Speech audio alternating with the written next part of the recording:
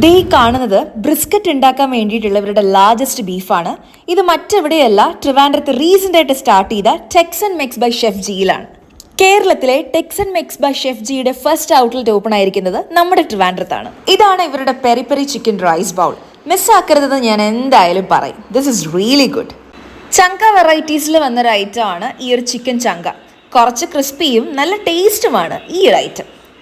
South Indian and Mexican ഫ്ലേവേഴ്സിൻ്റെ ഒരു ഫ്യൂഷനാണ് ഇവിടുത്തെ ഓരോ ഡിഷസും.